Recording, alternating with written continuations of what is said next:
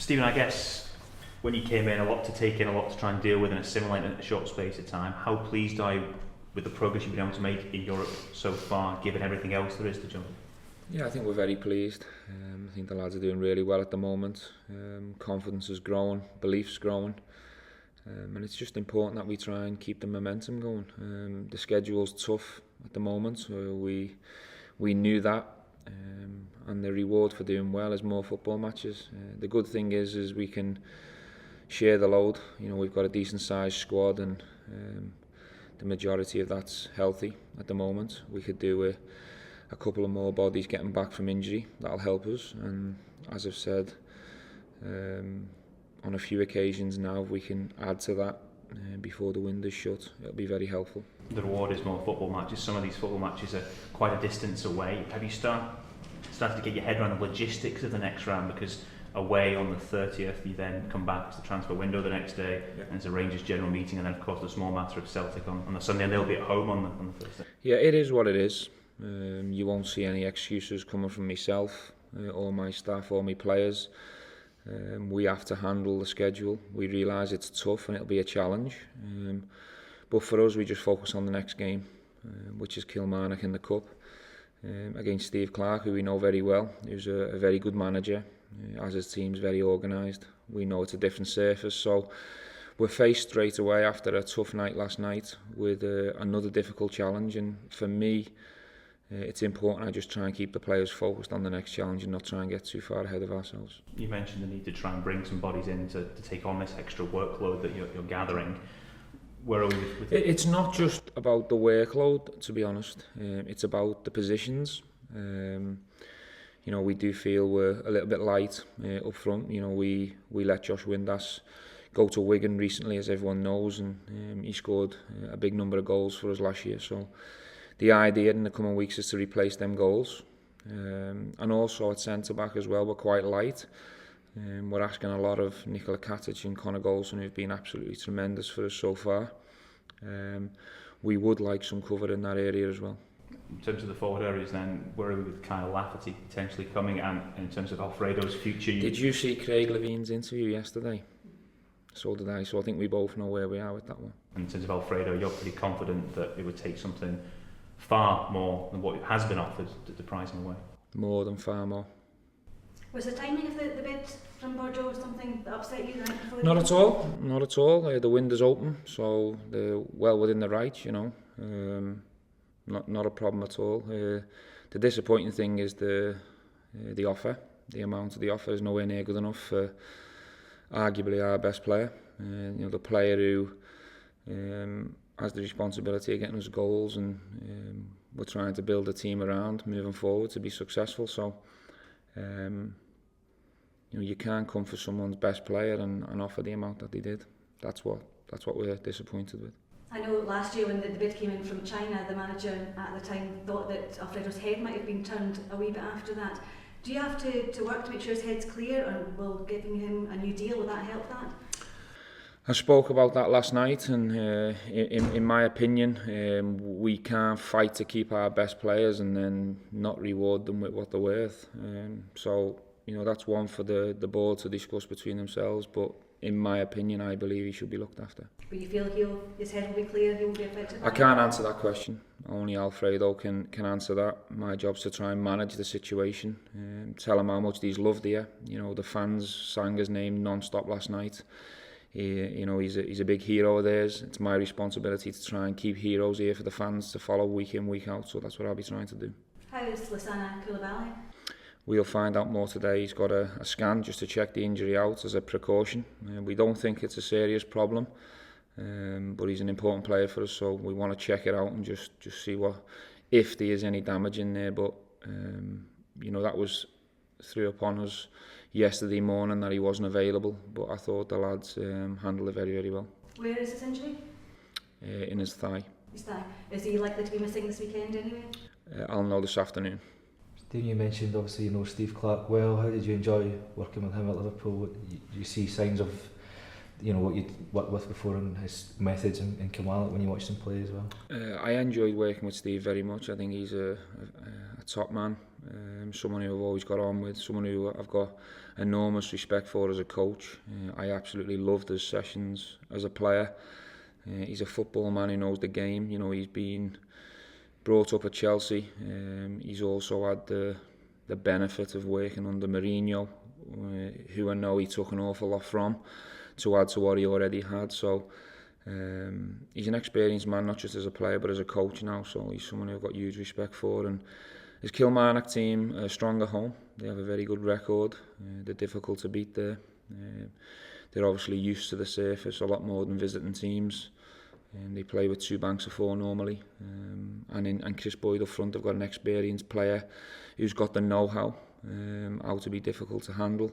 Very experienced player who knows where the back of the net is. So we'll have to be at it at the weekend, and we'll have to try and recover as well as we can, and we'll have to go there and put in a strong performance if we want to stay in this cup competition. And a lot of the Kilmarnock players say exactly what you said. They love these training sessions. They also say that they know exactly what they have to do when they go out on the pitch. Does that make it a really difficult kind of team to break down if you've got a team like that who just seem to know their jobs and know their roles? Well, I think from our point of view, we have to have confidence that we can break anyone down. Domestically, we have confidence that we've got players in our squad who've got talent who, on the day if they play well, can open the door against these teams. But in terms of Steve, yeah, I mean, it's no shock to me that the players are enjoying his training. He simplifies the game and the game plan when you go out and play for him. So yeah, it's no surprise that the players enjoy working for him. Progress in Europe would obviously be fantastic, getting to the group stages in terms for yourself and the squad. Do you think about it financially at all, whether that would have a big benefit on the club? I'm sure it would have a huge benefit on the club. I think the rewards are high in terms of the amount you get if you qualify. So of course it can only be beneficial to the club moving forward. With Celtic dropping into the Europa League, do you feel that financially that might even the playing field at all financially in Scotland this season? The situation for us is to worry about us and what's going on at Rangers. Our focus can't be looking over the garden fence. We need to make sure that we're right and that we keep moving forward and building to what we want. And we're trying to build something here that can compete domestically and also do ourselves justice in Europe. So whatever happens at other clubs is their business. For me, the focus is here and now, and the challenge for us is Kilmarnock and to stay in this cup competition. Is it difficult not to be tempted to look over the garden fence, though, the way that Glasgow operates? Sometimes it can be very much focused on the two teams, how close they are and how intertwined each other's fates are. It's not tempting for me. For me, my priority is my team. Gary, in terms of how you found things in the early months so far, when Stephen asked to be part of this, have you exceeded the expectations thus far, on track of where you expected to be, or how do things sit? Oh, first and foremost, since the day we arrived, it's been very enjoyable. There's been a lot of change here at Murray Park, in the personnel as well. But I've got to say the players have been outstanding. The players that were here, the existing players that were here, big drafts of change for them, mentally, physically, having to adapt to the demands of doing well at a club like this. And obviously the players that we've brought in, they've responded well to all the information because there's been a lot. There's been a big sea of change. So we've loved every minute of it so far. It's gone pretty well. We've just got to keep it going. And we, recovery now after Maribor, we move on to Kilmarnock. It's every game, the due diligence is done. We'll do our homework in Kilmarnock, another tough game and a different cup. So it's just moving on to the next game. What do you think the most important message was to get across to the players when you came in as a team? What was the most important thing you had to try and change? The thing for me is, clubs of this size and prestige, I've been fortunate enough to play with clubs like this, and it's getting a togetherness. When everybody's together, from the top right through to the people here who make the tea and look after us here at Murray Park. If everybody's together, it can gather momentum and things can happen. Stephen's spoken about the workload of games now. You've been part of a side that went far into Europe and had to deal with that workload. How do you go about doing that, both physically and mentally? Well, the big emphasis has been, obviously the manager can only pick 11 players, but it's emphasising getting it through to the guys who are sitting the sides. They play a big part. We'll have to rotate the squad. With the number of games we've got, it's not just going to be the starting 11. It's going to be about 20 players.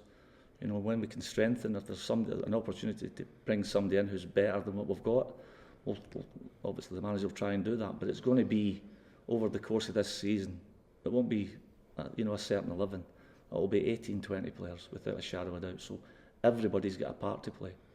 How important is your role in bringing everyone together, all the new signings that are coming in and getting them all hitting the ground running? Well, I think that my role here is that I've got an experience in a player, and I've got to try to emphasise to them that I'm one of them, but I'm just older and get less hair. But, so that's my role. Going through the specifics and the demands of getting through Monday to Friday, whether there's a game in there, or if there's not a game in there, and just adapting to the different sort of situations, different types of opponent. Obviously our league opponents are different to the games we play in Europe. It's a different type of game. So it's just trying to emphasise and using the experience that I've gained over being part of most parts of football clubs. And how much you enjoy the rigours of Scottish football and everything that goes with it? It's great to be back. I spent a bit of time up here working with television, so I know the game, pretty well. I know quite a lot of the players, and it's just good to be back. Stephen, can I just ask, are you planning to make any adjustments to your squad given it's a plastic pitch this weekend? In terms of the starting 11, Yeah. I'm sure there'll be a few changes within it. The demands last night were very big on the players. We never got back till quite late, and this game smacks us right in the face in terms of time to prepare for it. So the players know what I've been doing. I've been trying to keep people fresh and keep energy in the team.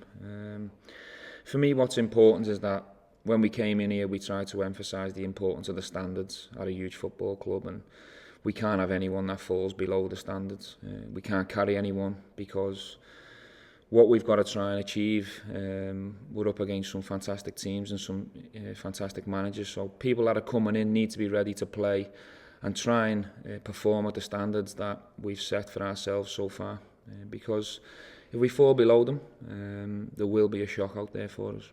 How do you feel about playing in the plastic pitch? I won't be playing. You won't be playing? I won't be, no.